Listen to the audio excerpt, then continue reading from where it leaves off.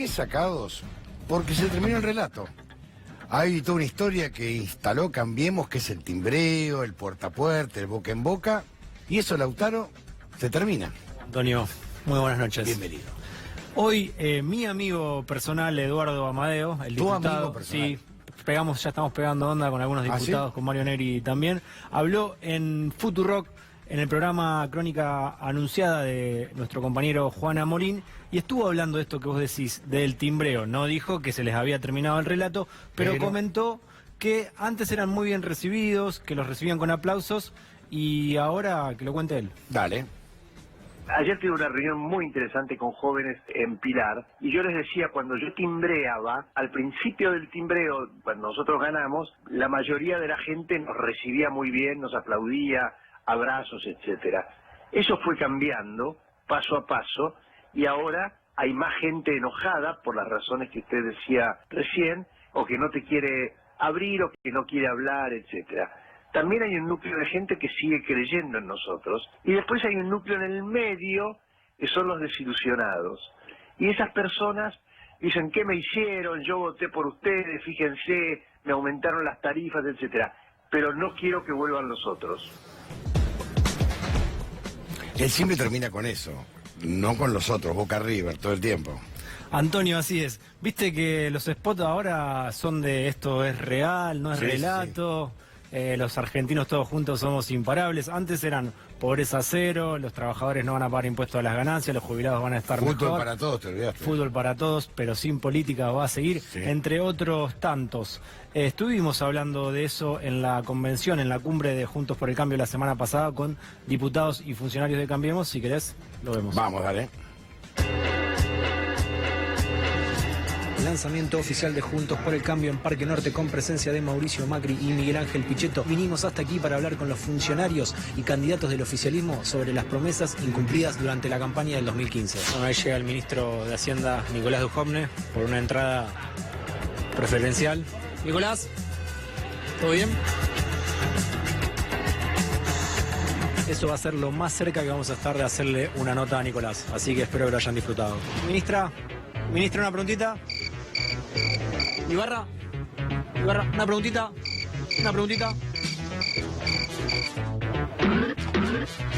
Queda ahí tambaleando. Ibarra, una preguntita. Un segundo, vuelve. Dale con la bicicleta financiera. Mira, te puedo entrevistar a vos porque la verdad que estamos bastante complicados. ¿Qué fue?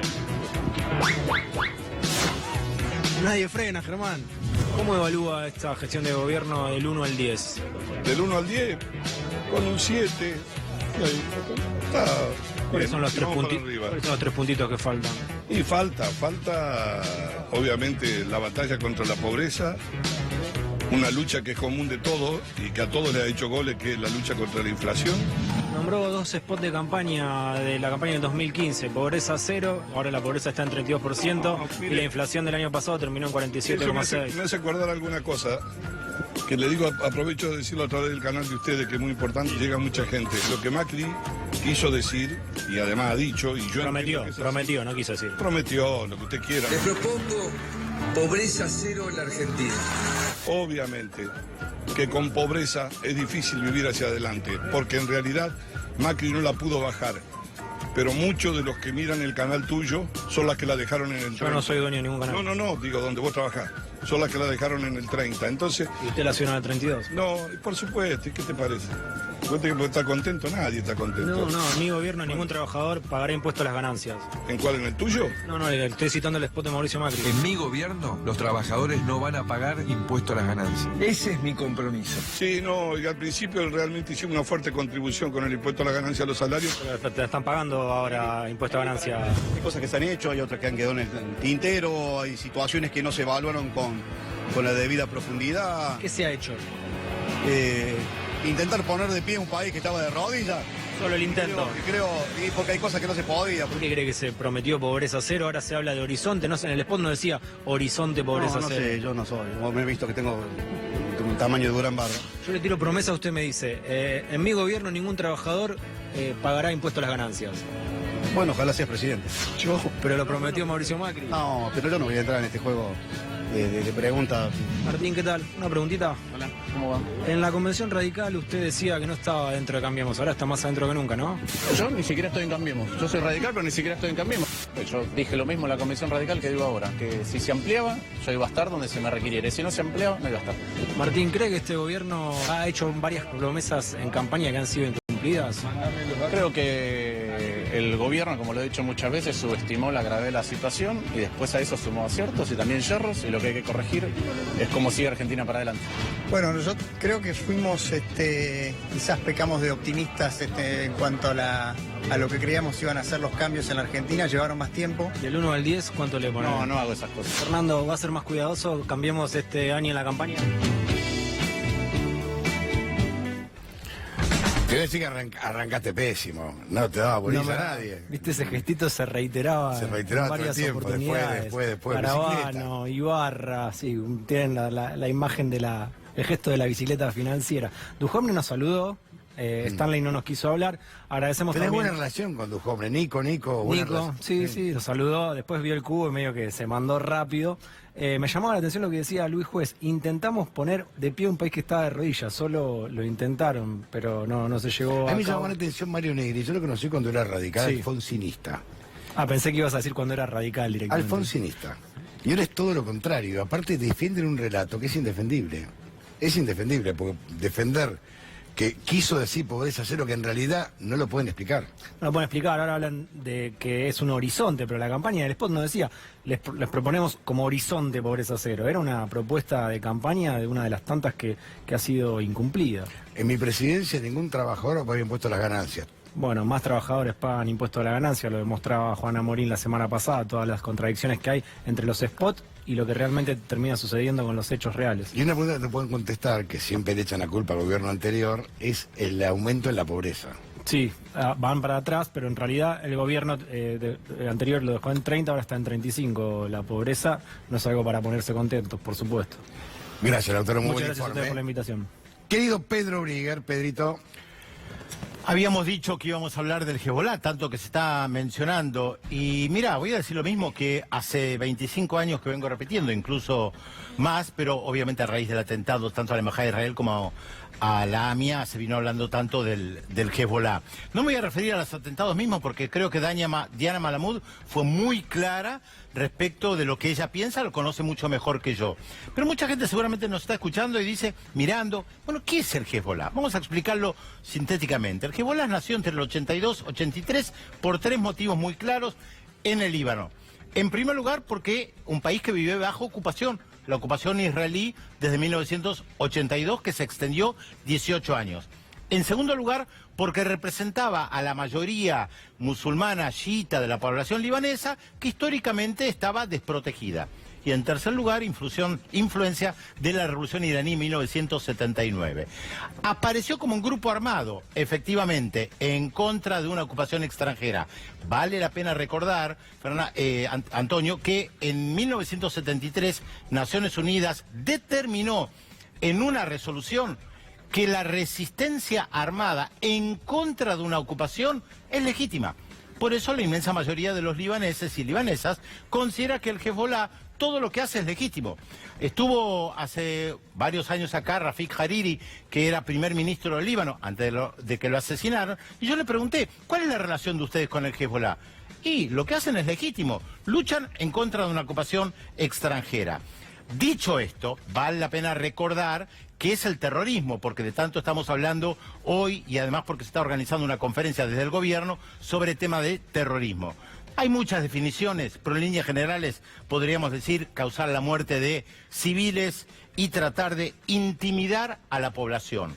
Volvemos al tema del Hezbolá, porque también se habla mucho en estos días del ISIS y de Al-Qaeda, y porque hay una obsesión en Estados Unidos y en muchos colegas y en muchos investigadores en encontrar terroristas del Hezbolá, del ISIS y de Al-Qaeda en la famosa triple frontera. Paraguay, Brasil, Argentina. Hace 25 años que están obsesionados. Nunca encontraron absolutamente nada que vinculara a terrorismo. ¿Encontraron contrabando? Sí, pero cualquier chico o chica de 6 o 7 años que vive en la triple frontera sabe que hace décadas hay contrabando ahí. No hay nada nuevo y no lo vincula con el Hezbollah. Se está realizando entre hoy y mañana una conferencia, básicamente organizada por Estados Unidos, sobre el tema de terrorismo en el hemisferio occidental. Y vuelven con el tema de las organizaciones islámicas. Pero les dejo una paradoja. ¿Saben quién es el país que ha utilizado más el tema del terrorismo, que bombardeó población civil?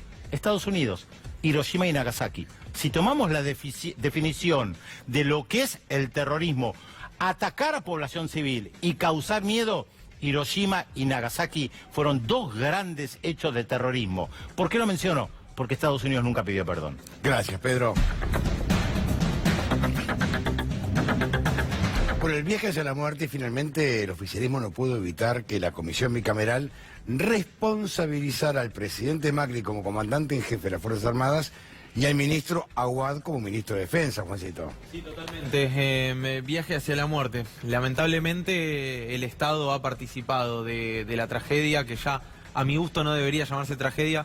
Fue una masacre, porque el Estado lo dejó completamente abandonado a Lara San Juan, y el informe de la comisión bicameral, que tiene 6.000 fojas, es muy serio y verdaderamente llega a conclusiones gravísimas. Es categórico, aparte. De no ser por la enorme protección mediática con la que cuenta este gobierno, estaríamos hablando de un escándalo probablemente sin precedentes en la historia de las Fuerzas Armadas. Pero si te parece, Galle, vamos a empezar a ver un poco qué es lo que definió la comisión bicameral. Es muy importante el informe de hoy y es indudablemente también para pensar qué es lo que está haciendo la justicia. ¿Cómo puede ser que la comisión bicameral haya llegado ya a una conclusión y la justicia esté tan lento en su trabajo? Muy particular. Es indudable la responsabilidad política del gobierno nacional, dice el informe, a través de su Ministerio de Defensa por esta tragedia que se cobró las vidas de 44 argentinos por la falta de las diligencias adecuadas. Nosotros venimos mostrando los distintos informes con los que contaba el Ministerio de Defensa desde antes de aquel trágico 17 de noviembre de 2017 y que fueron ignorados. O sea que mintieron. Categóricamente. Bueno, de hecho, el ministro Aguad le echó la culpa a los tripulantes. Pero seguimos adelante en el desarrollo de este informe. Es muy interesante. Probablemente en estos días lo sigamos trabajando. La desidia del ministro Aguad, dicho con todas las letras, y lo que nosotros veníamos advirtiendo la semana pasada en este programa. El gobierno no quería que este informe saliera a la luz. ¿Por qué? Porque la responsabilidad del ministro es ineludible. Y del presidente, que es el comandante en jefe, que debió haber pedido informes al ministro que le mintió sobre lo que ocurría con el ARA. Ahora vamos a ver eso y también vamos a ver algo que surgió en este canal en exclusiva, que es qué es lo que estaba haciendo el presidente ese día, el día que informó lo que había ocurrido con el ARA San Juan. El ministro de Defensa Aguad ha demostrado una profunda desidia, desinterés e irresponsabilidad en torno al ARA San Juan, dice el informe de la comisión bicameral, por la que pasaron expertos, por la que pasaron personal de defensa, de la Armada, familiares, etcétera, muchos técnicos también. Hubo falta de conducción ante la crisis y ocultamiento a los familiares de los tripulantes y a la opinión pública. Están diciendo que le ocultaban información a los propios familiares de los tripulantes. Una cosa realmente gravísima. Y sigue adelante, es muy extenso el informe y es realmente muy categórica en cuanto a la responsabilidad del Estado. El ARA San Juan nunca debió haber zarpado, no debía hacer ese viaje porque llevaba 44 meses sin entrar a dique seco, tenía 33 observaciones para arreglar. Fíjate si no hubo desidia del Estado, Gallego. Si no se pudo haber evitado este desenlace. Y esto es lo que decíamos del presidente como comandante en jefe, Juan. El presidente como comandante en jefe de las Fuerzas Armadas exhibió poco involucramiento y falta de empatía con los familiares, que llegaron al punto tal de encadenarse en Plaza de Mayo. A ese nivel llegamos, es realmente impresionante. Y también sostuvo en el cargo, claro, al ministro luego de los hechos y de los cuestionamientos, claro. No, y un desempeño altamente cuestionable. Galle, el sábado que Mauricio Macri da la conferencia de prensa anunciando que habían encontrado los restos del ARA San Juan a miles de metros de profundidad. 900 metros. A 900 metros de profundidad. Grabó un mensaje, se emitió al mediodía y a la noche en este canal se mostró que estaba bailando en una fiesta privada.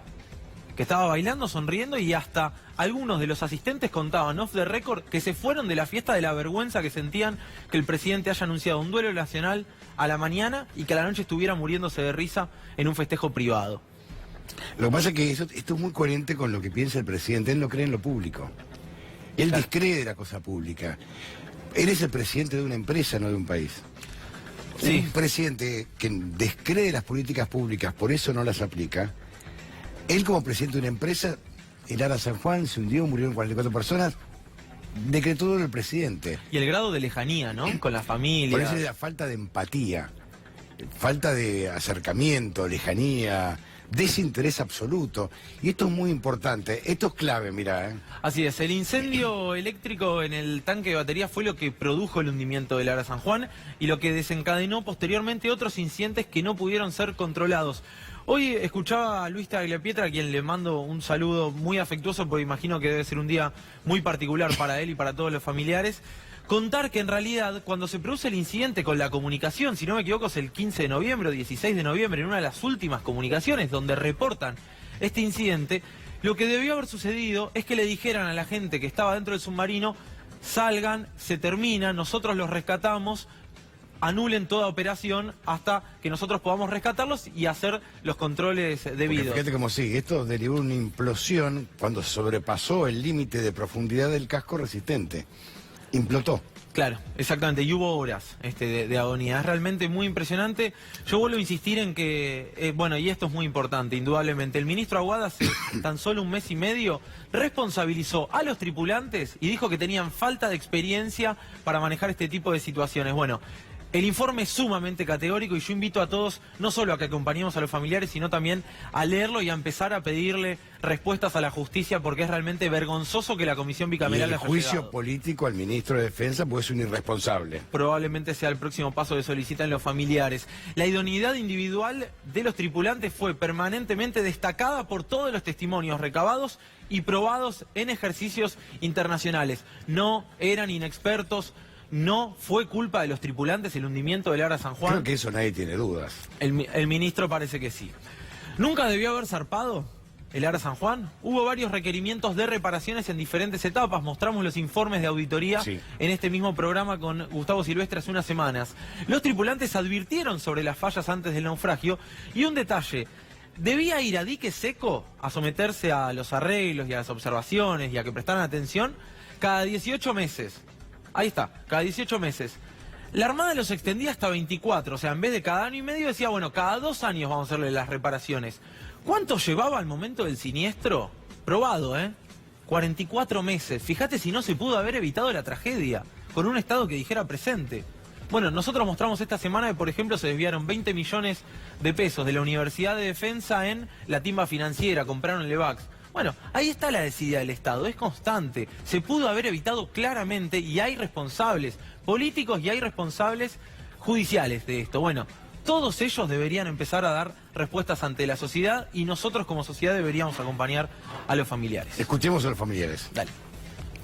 Todo mi agradecimiento a los legisladores, a la Secretaría, a los asesores técnicos, que en casi un año y medio una comisión del Congreso llegue a este dictamen. Esto es histórico y todos los argentinos creo que nos merecemos saber qué es lo que pasó con los muchachos y quiénes son los responsables, y bueno, confío en que el informe refleje eso. Para nosotros fue importante que el Congreso acompañe.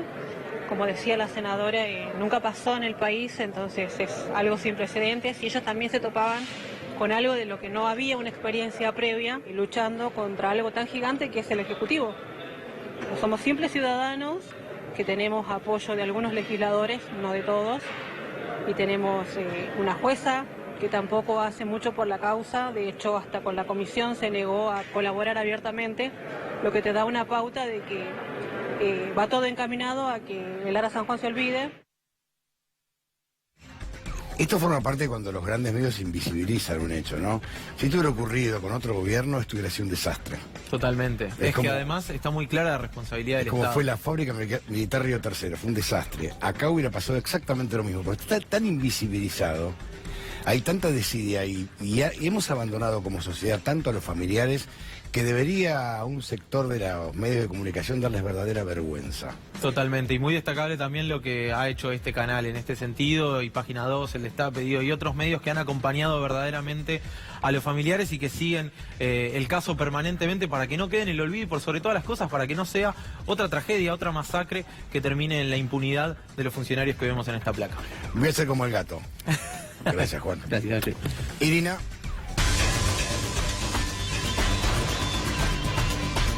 Estábamos hablando antes de las declaraciones de Eduardo de Lázari, el presidente de la Corte Suprema bonaerense, que trajeron eco durante toda la semana. Se quejaron varios funcionarios del gobierno, se quejó María Eugenia Vidal, la gobernadora, pidiendo explicaciones. También tuvo varios respaldos. Ahora se quejó también la Asociación de Magistrados. La Asociación de Magistrados es esta entidad que nuclea a los magistrados, a los jueces y funcionarios judiciales de todo el país.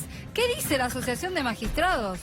Ante las manifestaciones del presidente de la Corte Suprema de la provincia de Buenos Aires, la Asociación de Magistrados señala que el accionar de los magistrados debe mantenerse ajeno a posiciones oficialistas u opositoras con reflejo en la escena política nacional. ¿Qué más dice? Los jueces deben mantener su necesaria independencia como miembros de los poderes judiciales independientes, parte indisoluble del diseño republicano y democrático que establece la Constitución Nacional. Es importante que escuchemos de nuevo qué es lo que dijo de Lázari, porque uno se pregunta, cuando están hablando de posiciones políticas, opositoras o oficialistas, ¿están hablando del discurso de Lázari? A ver, escuchémoslo, a ver dónde está la pata política de lo que dijo de Lázari. De la realidad que se podría denominar el abuso del proceso judicial penal. Estoy hablando de causas armadas artificialmente. Estoy hablando de abuso de testigos de identidad reservada, de arrepentidos, de factores de presión que inducen, fomentados y fogoneados por ciertos medios de prensa, a dictar condenas mediáticas y que llevan a un panorama sinceramente deplorable, en donde influyentes de todo tipo, espías, traficantes de escuchas telefónicas, con ciertas complicidades de algunos magistrados y miembros del Ministerio Público, terminan por generar un panorama que es absolutamente preocupante. El punto es que el Poder Judicial debe tener el rol de poder del Estado que lamentablemente ha perdido. No puede ser el tributario de los otros poderes, no puede ser la cenicienta, no puede depender de los dictados que se hagan desde los poderes políticos. ¿Y dónde ¿Dónde está lo político? Claro, no sé ustedes, pero yo no encuentro las alusiones al oficialismo o a la oposición, no veo el análisis político, lo que veo es el análisis de un juez con un cargo sumamente importante que está haciendo un análisis de la situación en general del Poder Judicial, hablando además de casos de su provincia, una pintura dramática de cómo funciona el Poder Judicial. Esto lo dijo además en un encuentro de la Red de Jueces Penales Bonaerenses, que además hoy emitió un comunicado respaldándolo y sosteniendo además todas estas afirmaciones que hizo de Lázari, diciendo que son de gravedad y que son de una preocupación institucional compartida. El doctor Severo Caballero, allá por 1984, cuando era presidente de la Corte Suprema de Justicia de la Nación, en la época de Alfonsín, dijo: la justicia, el Poder Judicial, es la cenicienta de los tres poderes. ¿En qué cambió? De Lázari dijo lo mismo. Nadie lo cuestionó a Severo Caballero.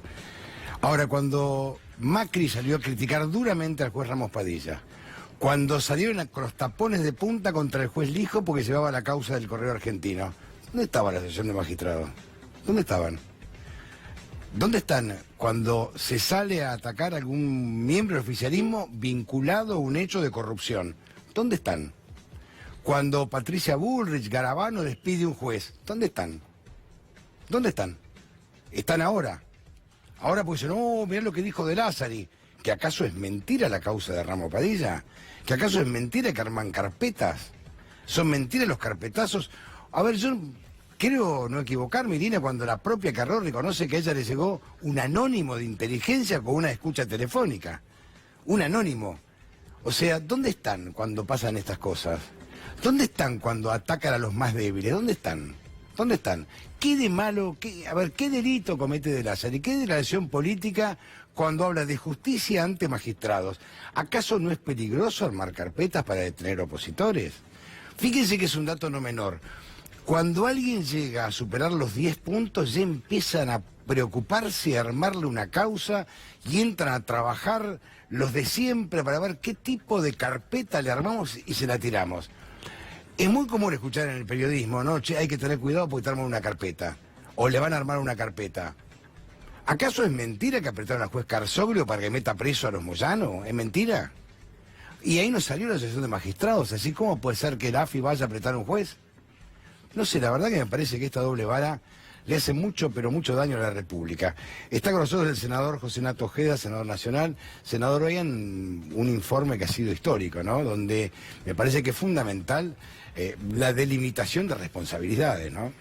Bueno, esta era justamente una de los puntos que nos pedía la ley que teníamos que tratar. Nosotros buscamos en todo momento la verdad de lo que sucedió y de alguna manera contribuir a que se haga justicia con estos 44 argentinos y con sus familiares. Un trabajo de 16 meses, un trabajo que en principio muchos dudaban de que podíamos llevarlo adelante y terminarlo y poder presentarlo. Nosotros, a pesar de todo, a pesar de todas las trabas que tuvimos para poder comenzar por parte del oficialismo, seguimos adelante con el apoyo irrestricto de los familiares. Creo que esto le dio un empuje no solamente a la comisión, sino también tener en tapa en la opinión pública este problema. Fueron muchísimas horas de trabajo, un expediente enorme que tiene 35 cuerpos, casi 7.000 fojas de trabajo y lo resumimos en un trabajo de un informe de 170 hojas, un informe que fue firmado por la totalidad de los miembros de la comisión, oficialistas y no oficialistas, solamente decidiendo en menos de un 5%, creo, del total del informe. ¿Y cuál es la disidencia, senador? La disidencia... ¿En las responsabilidades? En las responsabilidades políticas. Por ejemplo, el presidente, que es el comandante en jefe, el ministro y el ministro Wade en particular. En particular. En particular. Yo creo que lo más, la defensa más grande que hace el oficialismo es preservar la figura del ministro Aguad, querer correrlo de la responsabilidad, una responsabilidad que no se puede correr porque justamente el ministro de Defensa y tiene a su cargo las Fuerzas Armadas. Entonces, por acción o por omisión, por ocultamientos, por mentiras, por desidia, sin duda responsable. Me parece que el ministro Aguad pretendía echarle la culpa a primero los submarinistas y después solamente que quedara todo en la Armada. Primero quisieron echarle a los mandos más bajos la culpa y después creo que cobardemente echarle la culpa a los tripulantes que hoy no pueden defenderse, que nosotros entendemos que siguieron los procedimientos que dictan las normas de la Armada, que pueden estar equivocadas o no, que creo que también esta comisión hace un aporte importante. Sí, para que se revise. Que justamente para que se revisen los procedimientos, para que tengamos conciencia de cómo trabajan nuestras Fuerzas Armadas, para que definamos cuál es el rol que queremos de nuestras Fuerzas Armadas y darle el presupuesto de acuerdo a ese rol que nosotros definimos. Creo que esta discusión debe darse porque si no, estas 44 muertes van a ser en vano. Y seguramente si seguimos en esta situación, lamentablemente, en el corto, en el mediano, en el largo plazo, se van a reiterar. Ahora, senador, la responsabilidad de Aguad, ¿no merece o no merita un juicio político? Realmente es vergonzoso. Yo hoy, en este día, que justamente terminamos el trabajo, creo que este tipo de pensamiento, de situación y de evaluación, lo vamos a hacer para adelante. debíamos cumplir con esto y en esto quiero hacer una parte. Nosotros no queríamos llegar tan tarde con el informe, no tan pegado a las PASO, justamente para no enturbiar el informe con esto que han pretendido muchos de querer pegarnos a nosotros con una situación política. Pero, senador, de elecciones. Es de una gravedad el hundimiento de un submarino de la Armada Argentina gravísima. Gravísimo. Es de una gravedad lo peor que nos enorme. ha pasado. Es lo peor. Yo creo que después de Río Tercero es lo peor. Sin es lo duda. peor que nos ha pasado. Y me parece que ligarlo a algo político, esto es una realidad. Es una realidad, pasó no esto. fue político, pasó. Y además entendemos que la justicia tiene que avanzar en esto. Fundamental. A ver, para que abrimos el micrófono. Dale. Sí, le decía, ¿cómo va a influir este informe en la causa judicial? La jueza que tiene adelante la casa por el hundimiento. La jueza que siempre nos retació la información, que no nos dejó acceder con el suficiente tiempo para poder trabajar con nuestros expertos sobre las imágenes. Esta jueza, hoy yo la estaba escuchando, estaba saliendo por otro canal, justamente antes de venir para acá, y decía que iba a tomar, porque esperaba que se lo mandemos, nosotros no se lo vamos a mandar al expediente porque es público y está colgado, y ella puede pedir todo lo que nosotros hemos hecho, que está en estos 35 cuerpos que van a estar resguardados en el Senado de la Nación, lo va a poder pedir. Siempre estuvieron a disposición, de hecho le hemos mandado información.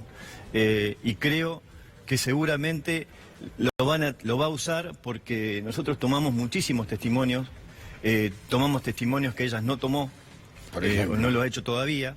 Entonces, creo que sin ninguna duda lo va a usar. Debería usarlo. Y se va a ahorrar un poco de tiempo, por lo menos. Y debería acelerar los tiempos, porque nosotros hacemos, además del trabajo cotidiano en todas las otras comisiones, esta comisión trabajó todas las semanas, no se tomó receso ni siquiera en enero, trabajamos todos los días, toda la semana. Y creo con mucha responsabilidad. Y en esto yo quiero destacar que no solamente la oposición trabajó, también el oficialismo trabajó en muchas cuestiones. El vicepresidente de la comisión, el diputado Montenegro, realmente fue un nexo entre nosotros y los destratos del ministro. Muchas veces yo intenté hablar con el ministro y si a mí me trató como me trató, me imagino cómo trataba a los familiares, que ellos se quejaron muchas veces de esto. Realmente una falta de respeto tremenda, que esto no está en el expediente, pero sí yo lo sufrí y Montenegro muchas veces me dijo, dejá que lo hablo yo, y pudimos avanzar. De hecho, cuando se juntó con los familiares, la última vez, terminaron encadenados en Plaza de Mayo. Gracias, senador, ha sido usted muy amable. Gracias a usted. Bueno, el industricidio, Manuela, es algo que se está viviendo todos los días. Se fue Wrangler, Lee, las marcas se van, no es negocio estar en la Argentina. Sí, y las grandes empresas aprovechan muchísimas excusas, diría yo, para intentar avanzar en la esclavitud laboral y la flexibilización, y eso es un gran debate que hay ahora, desde ya, con todas las empresas que tienen que ver con las nuevas tecnologías, pero también con empresas, por ejemplo, como de alimentos. Vengo, Antonio, para contarte, vengo de Córdoba, llegué anoche y me acerqué a Molinos Minetti, donde sus trabajadores están llevando adelante una ocupación pacífica. El reclamo, no lo van a poder creer, le adeudan 3 quincenas y el aguinaldo. 3 quincenas. 3 quincenas. Y don Molinos Minetti que dice que quiere pagar cuando a él le entre plata, cuando se liquide alguna que otra cosita, es decir, no sé, los tiempos de las cosechas, una cosa así por el estilo. Cuando puedo te pago. Cuando quiero. Sí, cuando porque quiero. mientras tanto tiene la plata en la timba financiera, entonces le dijo a los trabajadores, bueno, voy a vender algunos dólares y le voy a pagar alguna quincena deudada. Yo, para que se ubique, Minetti tiene negocios con el azúcar, con el limón, en Tucumán, en todo el país, nadie podría decir, es millonario. Nadie podría decir que tiene problemas de liquidez o de crisis o de dinero. Entonces, ahí hay un tema muy preocupante, porque yo creo que el macrismo está con una ofensiva muy grande de intentar legitimar ideológicamente la reforma laboral como única alternativa para salir de la crisis. La sumamos a Lorena Pocol, que es diputada nacional. Bueno, ya han anunciado varias veces que o sale por ley o sale por decreto. Lo ha dicho el gobierno.